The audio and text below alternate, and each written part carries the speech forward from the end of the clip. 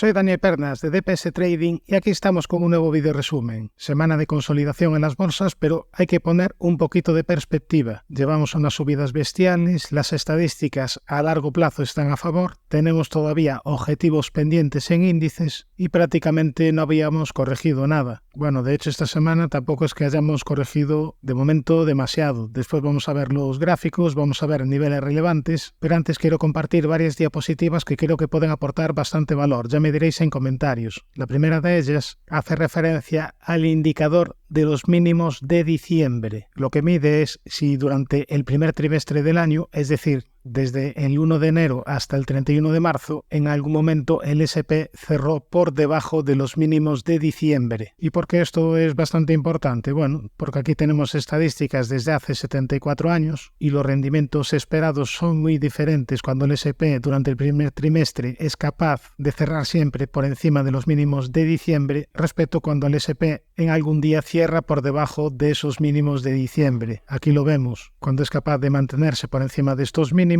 en el 94,6% de los casos el año tiene retornos positivos con una media de rentabilidad del 18,8%. Sin embargo, si durante este primer trimestre del año el S&P 500 cierra por debajo de estos mínimos de diciembre, únicamente el año termina en positivo en el 48,6% de los casos, siendo la rentabilidad media anual del menos 0,2%. Por tanto, es bastante importante que el S&P 500 sea capaz de respetar los mínimos de diciembre, tal como ha ocurrido este año. Estadística, por tanto, a favor. Aquí tendríamos más desglosados los años en positivo, con esa media de rentabilidad del 18,8%, y si solo tenemos en cuenta los últimos 3 trimestres del año, la rentabilidad media sería del 11,2%, con un porcentaje de positivos bastante alto del 91,9%. Si lo comparamos con los retornos negativos de cuando se pierde los mínimos de diciembre, aquí vemos que el retorno a final de año pues en muchas de las ocasiones sale negativo. De hecho, en el 48,6% únicamente el retorno a final de año es positivo, con una media, como ya hemos visto, de rentabilidad del menos 0,2%.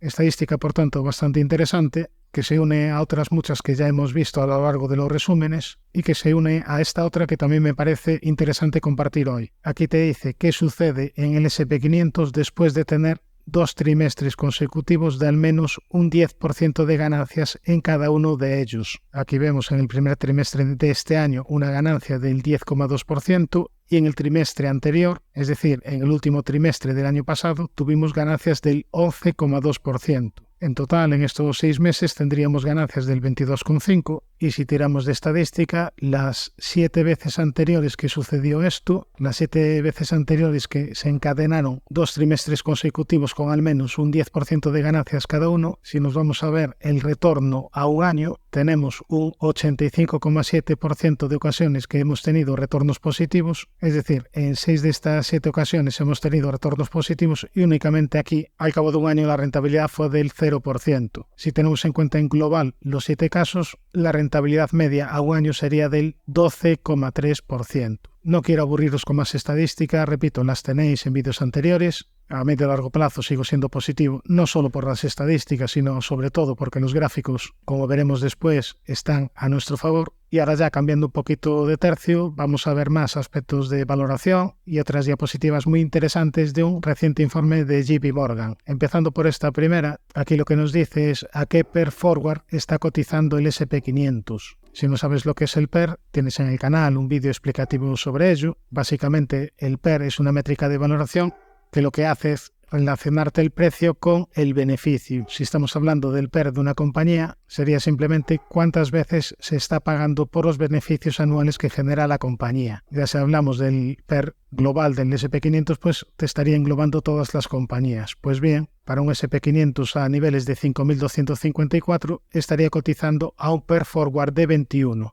Realmente el viernes cerró el S&P a niveles de 5.204, así que el PER forward sería ligeramente inferior a 21. Bien, ¿este PER forward sería barato o sería caro? ¿Está cotizando a niveles exigentes o más bien estamos ante una gran oportunidad? Bueno, para ello tenemos la siguiente diapositiva. Aquí lo que nos mide es el PER forward del S&P 500 en los últimos 30 años, que se situó en un 16,62. sería esta línea discontinua dibujada en color verde. Ahora mismo estaríamos cotizando en niveles ligeramente inferiores a 21, estaríamos cotizando por encima de una desviación estándar. Por tanto, el S&P 500 ahora mismo no es que sea especialmente barato. Aquí en la siguiente diapositiva nos diferencia entre empresas value y empresas growth. Y este gráfico lo que hace es medir el comportamiento relativo. Cuando el gráfico se sitúa por encima de 0,71, lo que te está indicando es que las empresas growth estarían más baratas que las value en términos relativos. Y cuando esta línea se sitúa por debajo de la línea discontinua, sucedería lo contrario, es decir, ahora mismo las empresas growth serían más caras que las value en términos relativos. Recalco mucho esto en términos relativos, porque que las empresas growth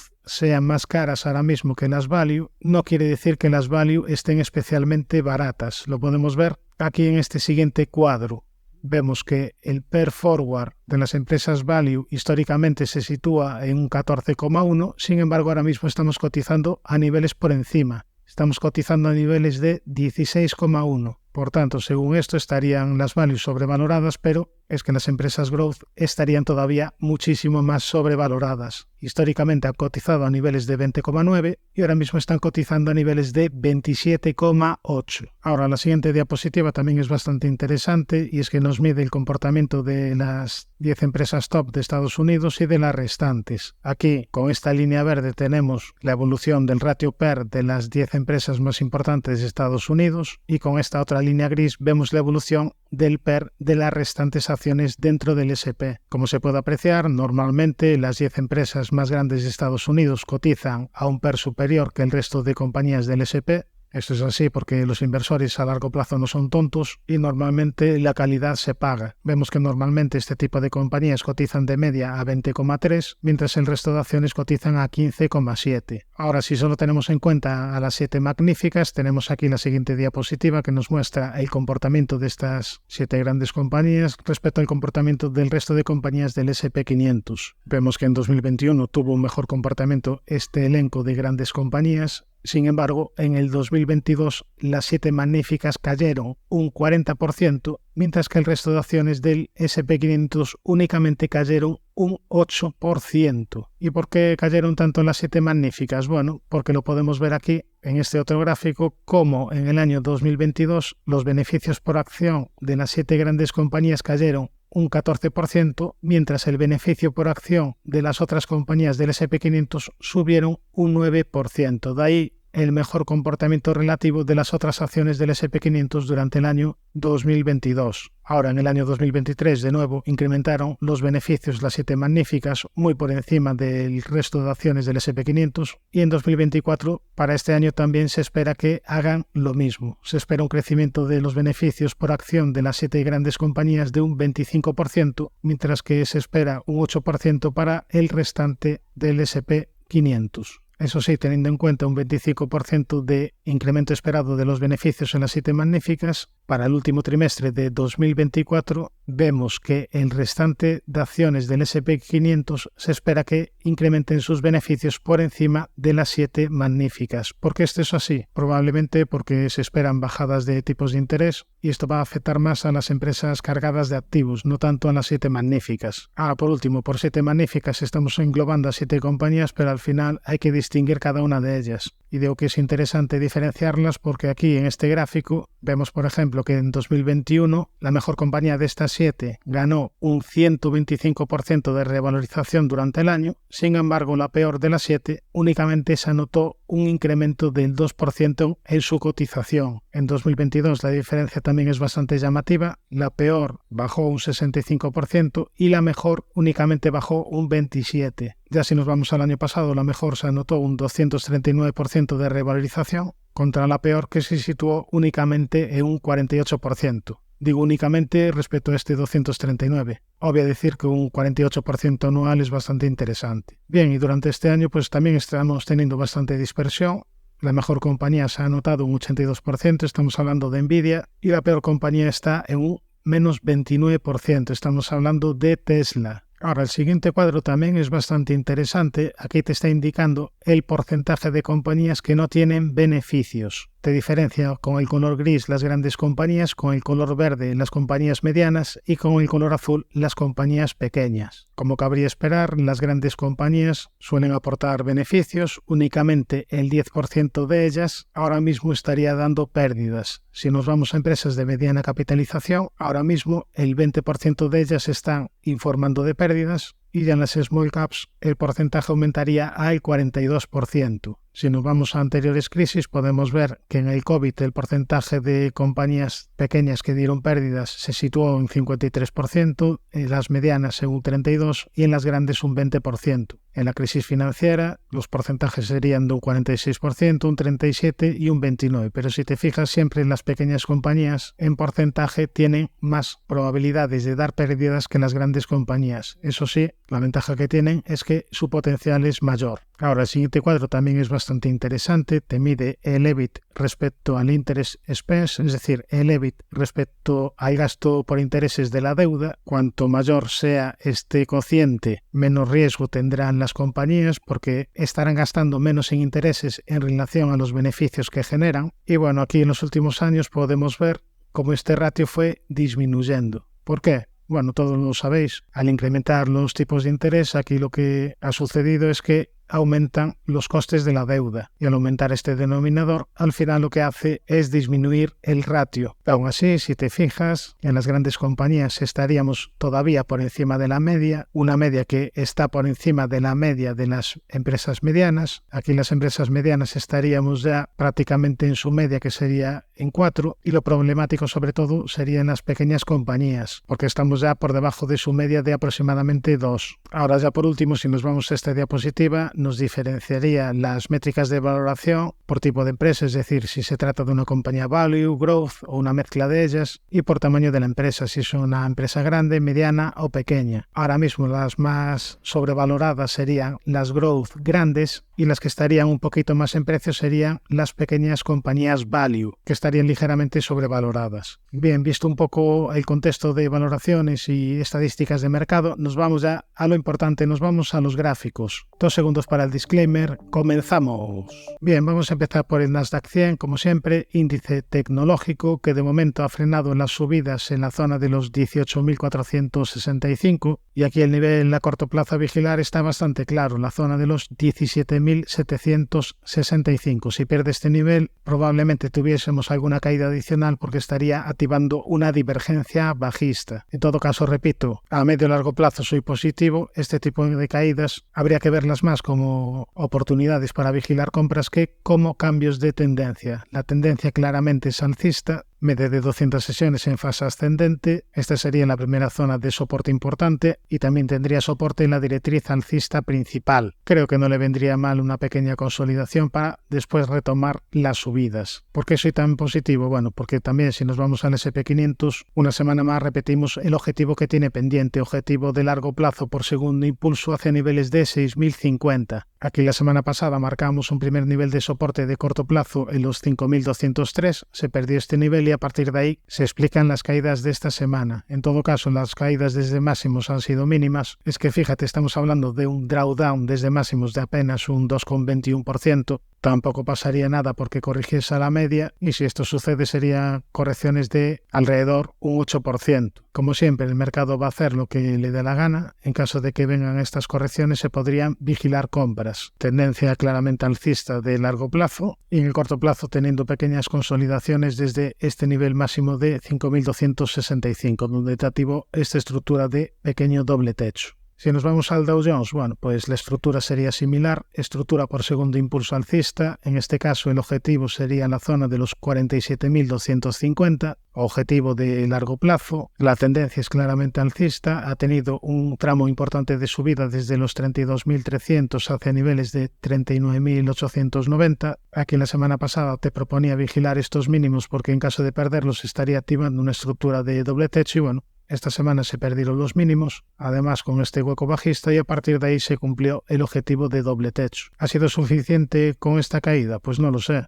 Ahora mismo tendría zona de soporte en los 38.460. En caso de perder este nivel, quizás pudiéramos ver más caídas. Una zona ya de soporte interesante a vigilar sería la media de 200, que está en fase ascendente, y después niveles Fibonacci de la última subida. Ahora, si nos vamos al índice Russell 2000, índice de empresas de pequeña y mediana capitalización, también tenemos objetivo activado, en este caso por triple suelo, un objetivo que venimos comentando ya desde hace meses, objetivo hacia la zona de los 2.408. Ya ves que hay varios objetivos en índices americanos activados. No soy optimista por ser optimista, sino que me estoy basando en estadísticas y me estoy basando en datos. Eso sí, la valoración, como hemos visto, no es de las más baratas, sobre todo en las empresas grandes, pero basándonos en análisis técnico, a medio y largo plazo, de momento no hay ninguna señal de debilidad, sino al contrario. Ahora, si nos vamos al S&P 600, otro índice de empresas de mediana a pequeña capitalización, también tendría objetivo activado, en este caso hacia la zona de los 1.572, y además si supera niveles de 1.477, estaría activando un segundo impulso alcista hacia la zona de los 1.940 puntos. Como zona de resistencia tendríamos la zona de los 1.350, primera zona de soporte, la directriz con E mínimos y la media de 200 sesiones que está en fase ascendente. Ya si nos vamos a Europa, vamos a empezar por el DAX, que también tiene objetivo activado, en este caso por segundo impulso hacia niveles de 19.720, objetivo de largo plazo activado, y en el corto plazo pues se encuentra corrigiendo. Ya decíamos la semana pasada que estaba en niveles de sobrecompra bastante importante y bueno, creo que las caídas de esta semana no deberían extrañar a nadie. Caídas de corto plazo. La media de 200 todavía sigue bastante alejada del precio. Aquí tenemos una zona de soporte importante de medio plazo y después ya muy alejada la zona de soporte, esta zona sombreada amarilla en el entorno de los 14.630. Ya si nos vamos al Eurostoxx, aquí en este caso estaríamos más cerca del objetivo que en el DAX. En este caso el objetivo sería la zona de los 5.300 y de momento ha frenado las subidas en niveles de 5.121. Aquí te ha dejado una vela negativa, a partir de ahí caídas durante esta semana. Estamos hablando de caídas de corto plazo, lo más probable es que cumpla el objetivo a medio y largo plazo y como primera zona de soporte importante tendríamos este hueco alcista y la media de 200 que se encuentra bastante alejada del precio. Si nos vamos al IBEX, la semana pasada decíamos que estábamos ante una zona de resistencia importante, zona de los 11.184 y bueno, esta semana, al igual que en otros índices, hemos tenido caídas desde zona de sobrecompra. Ahora, como niveles a vigilar, como soportes tendríamos estos huecos alcistas que fue dejando por el camino y la media de 200 que está en fase ascendente. Si nos vamos al CAC, índice francés, aquí la semana pasada proponíamos vigilar este soporte de corto plazo en los 8.101 y bueno, perdió este soporte y a partir de ahí caídas. En el largo plazo, al igual que otros índices, está en clara tendencia alcista, eso sí, al igual que otros índices también tiene el precio bastante alejado de la zona de la media de 200 sesiones, que es la primera zona de soporte importante de medio y largo plazo. Por el camino tendría también soporte en estos huecos alcistas y en niveles de 7.900 puntos aproximadamente. Si nos vamos al MIB índice italiano, este sería uno de los pocos que ya ha cumplido los objetivos, en este caso por segundo impulso alcista de largo plazo hacia niveles de 33.900, objetivo cumplido y precio corrigiendo desde zona de sobrecompra. Zona de resistencia en los 34.907, primera zona de soporte importante la media que también se encuentra bastante alejada. Si nos vamos al Nikkei, índice japonés, este es otro de los índices que cumplió los objetivos propuestos por este doble suelo y por este rectángulo. Incluso superó máximos de la historia, pero ahora precaución porque aquí marcamos un nivel de soporte clave de corto plazo en los 38.260. Ojo si pierde este nivel porque quizás pudiéramos tener una corrección mayor ya que estaría activando una divergencia bajista. Si pierde los 38.260 quizás pudiéramos ver una aproximación del precio hacia la zona de la media, que es la primera zona de soporte importante de medio plazo. Ahora vamos a ver la situación del Hang Seng, un índice que había sufrido mucho en los últimos meses, últimos años. Aquí tenemos el gráfico, aunque ahora en el corto plazo está teniendo subidas. De momento ha respetado un nivel de soporte muy importante, nivel de los 14.681 aproximadamente. Desde aquí ha venido una recuperación hacia la zona de la media de 200 sesiones en diario y ahora sería muy importante batir la zona de resistencia, esta zona sombreada amarilla, zona en el entorno de los 17.230 puntos. Superar esta zona sería una primera señal positiva y también sería positivo que la media de 200 deje de estar en fase descendente y actuar de resistencia para girarse al alza y empezar a actuar de soporte.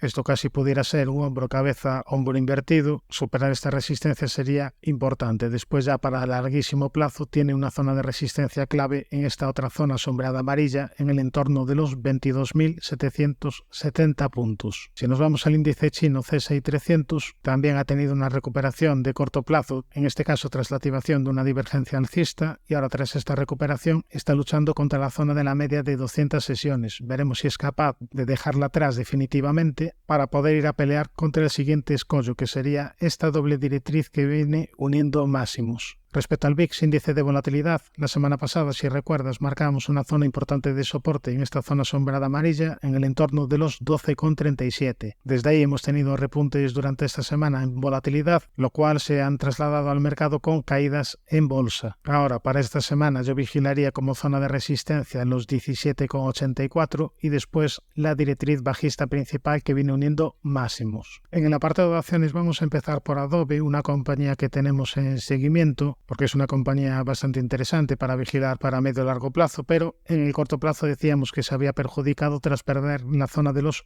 563,34. Aquí te activó una estructura de doble techo y ahora tendría pendiente un objetivo bajista por segundo impulso hacia la zona de los 473,50. La media se ha girado a la baja, además tenemos este hueco bajista. Ahora habría que esperar que el precio se reestructure al alza de nuevo. De momento precaución. Si nos vamos a un gráfico semanal, aquí esta zona empieza a ser bastante interesante en semanal porque estamos en el entorno de la media de 200 sesiones. Además, si trazamos un Fibonacci de mínimos a máximos, sería importante no perder el 61,8 que pasaría por la zona de $416. Por tanto, corrigiendo Adobe en el corto plazo, haré que esperar a que te forme alguna nueva estructura alcista. Nos vamos a Boeing, una compañía que me habéis pedido analizar. Aquí tenemos el gráfico, una compañía evidentemente de grandísimos altibajos. Fíjate en esta gran caída desde niveles de 435 hacia niveles de $89. En los últimos 4 años ha tenido un comportamiento lateral con una zona de resistencia importante en el entorno de los 278,57 y una primera zona de soporte importante en esta directriz que viene uniendo mínimos. Por el camino tendría zona de soporte en esta otra zona sombreada amarilla en el entorno de los $176 y como resistencia tendríamos primero la zona de la media, este hueco bajista y la comentada importante zona sombreada amarilla en los 278,57. Nos vamos a otra acción que me habéis pedido, ticker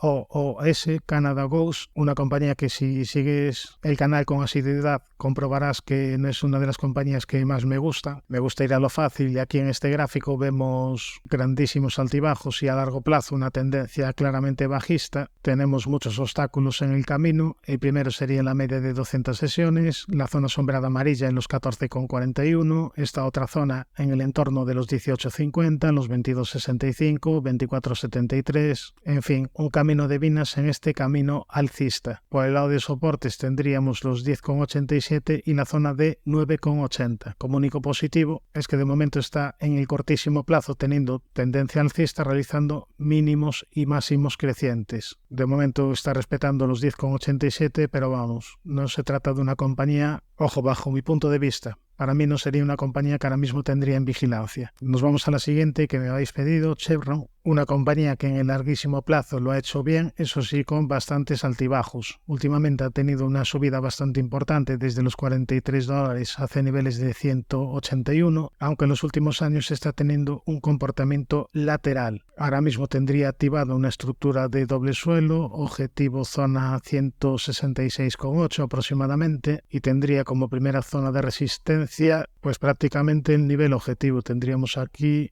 zona de resistencia importante en el entorno de los $168. Después resistencia en los 180,92 que serían máximos históricos. Primera zona de soporte la media, los 147,5 y niveles de 138,12. Otra compañía que me habéis pedido esta semana fue Zebra Technologies con subidas muy importantes hacia niveles de $615. A partir de ahí te activó una divergencia bajista y de nuevo se retoman las caídas bastante importantes hacia de momento los 194,59. Desde ahí ha venido una recuperación e incluso podríamos hablar de una especie de hombro, cabeza, hombro invertido. Si tenemos en cuenta este objetivo nos daría un objetivo hacia la zona de los $361 aproximadamente. Además también podríamos marcar objetivo por segundo impulso alcista. Tenemos aquí un primer impulso, corrección y tras superar los 280,33 habría activado segundo impulso hacia niveles de $317,5. Eso sí, por el camino tiene bastantes obstáculos. El primero, esta directriz que viene uniendo máximos, después este hueco bajista, niveles de 304,56, los 320,55, los 351,74 o los 365,97. Como primera zona de soporte importante tendríamos los 277,5,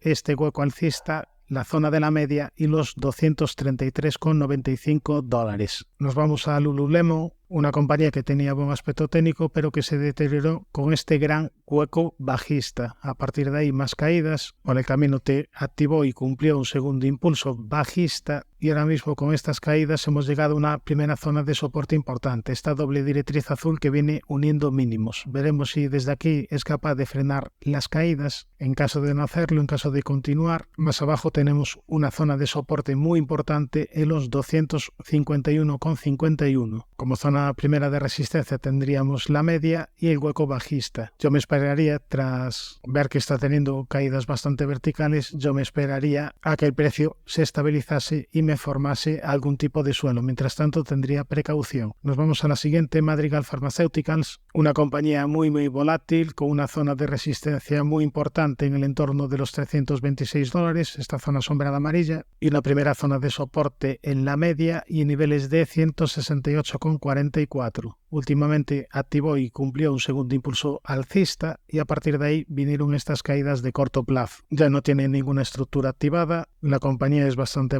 volátil, yo le exigiría algún tipo de argumento para posicionarme en este valor. Nos vamos a la siguiente, Mondi, una compañía que en el largo plazo lo hizo bastante bien, aunque es cierto que en los últimos años está teniendo un comportamiento lateral. Mejoraría el gráfico en caso de superar esta zona de resistencia, zona en el entorno de los 14,38 aproximadamente, esta zona importante dibujada en color amarillo. Por el lado de soportes tendríamos la media de 200 sesiones y después esta zona entre los 10,12, 10,35. Nos vamos a la siguiente que me pedisteis, Nikola Corporation, una compañía donde el gráfico lo dice todo, evidentemente una compañía bastante peligrosa, una compañía bajista, donde si ampliamos el zoom podemos ver que se pueden cazar también fuertes rebotes, pero fíjate dónde acabaron los fuertes rebotes previos. Fíjate que aquí subió de 9,37 a 19,52 y a partir de ahí se retoma la tendencia bajista, es decir, no se trata de una compañía para mantener a larguísimo plazo. Ahora en el corto plazo te activa una estructura de rectángulo que ya estaría cumplida y tiene una zona de soporte importante entre los 0,52 y 0,58. Primera zona de resistencia en los 1,15 y la zona de la media. Después resistencia en los 1,70, en la zona de 2 y mejoraría mucho el gráfico para largo plazo si es capaz de superar los 3,71 porque estaría activando una gran estructura de suelo. Ahora nos vamos a ver una empresa del sector del ojo, una compañía que me gusta mucho, una compañía con grandes fundamentales como es Hermès y una compañía que técnicamente lo último que comentamos era que había activado una especie de hombro-cabeza, hombro invertido. Objetivo ya cumplido, la tendencia claramente es alcista para medio y largo plazo, pero el precio se encuentra un poquito alejado de la media.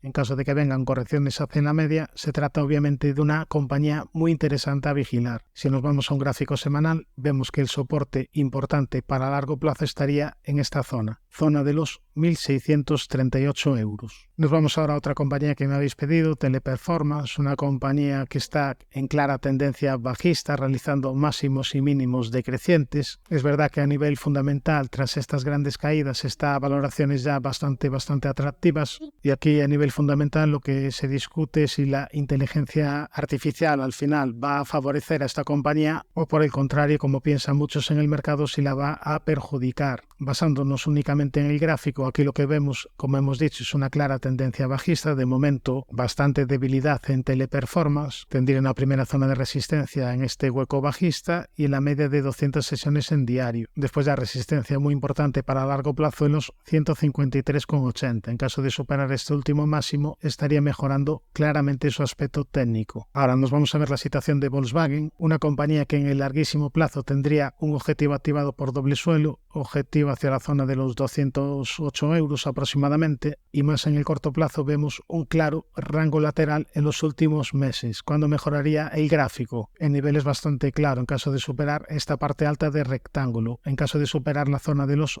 133,42. En caso de superar esta zona, estaría activando un objetivo por rectángulo hacia niveles de 167,4 euros. Eso por el lado de resistencias. Por el lado de soportes vigilaría la zona de la media y, muy importantes, los 96,55. En el apartado de divisas vamos a ver el gráfico del euro dólar y del aussie dólar. Más interesante el aussie dólar, pero primero vamos a empezar por el par más negociado, que es el euro dólar, que lleva en los últimos meses un comportamiento bastante aburrido, comportamiento lateral, con la media de 200 plana y con los siguientes niveles relevantes como zona de soporte los 1,0695 y los 1,0448, zona de resistencia en los 1,0981, 1,1140 y 1,1276. Más interesante decíamos que estaba el aussie dólar, es decir, el dólar australiano dólar, porque aquí podemos ver cómo lo que puede estar haciendo el precio sería una estructura de hombro, cabeza, hombro invertido. Para ello tendría que recuperarse el precio desde la zona de la media y superar esta línea clavicular que viene uniendo máximos. En caso de superar esta zona de resistencia, estaría activando un gran objetivo alcista hacia la zona de los 0,7436. Eso sí, con el permiso de la resistencia por un lado de la directriz bajista principal y por otro lado de la resistencia de los 0,7160. Ojo, de momento no está activado todavía este gran objetivo alcista, pero se trataría de una posible figura a vigilar. Por el lado del oro tenemos aquí el gráfico donde esta semana se cumplió el gran objetivo alcista que marcamos por segundo impulso hacia niveles de 2280, muy fuerte el oro en máximos de la historia y sin ninguna resistencia por el camino. Eso sí, la media de 200 ya se encuentra bastante alejada, pero de momento no está dando señales de debilidad. Ya si nos vamos a la plata, esta semana ha mejorado técnicamente tras superar la importante zona de resistencia que marcamos de los 26,13, a partir de ahí más subidas, al igual que el oro ya se encuentra bastante alejado de la zona de la media, aunque de momento sin dar señales de debilidad tampoco. Si continúan las subidas tendría una zona de resistencia importante en niveles de 30,08. Si nos vamos a un semanal vemos que la vela que nos deja esta semana es bastante impulsiva, todo apuntaría a la continuidad de las subidas. Respecto al petróleo Brent, hace ya semanas habíamos avisado de una posible estructura de hombro cabeza hombro invertido. Esta estructura está en marcha, objetivo zona de los 95,54. La vela del viernes es una vela de indecisión que te marca resistencia en los máximos de 92 aproximadamente y bueno, ahora mismo estaríamos ya un poquito alejado de la zona de la media, que es la primera zona de soporte importante, y como zona de resistencia, además de los 92, vigilaría los 93,77 y el entorno entre los 95,37 y 95,96. Suscríbete al canal si te ha gustado este vídeo y no te olvides de activar la campana para no perderte ningún contenido. Un saludo, mucha precaución y buenas inversiones.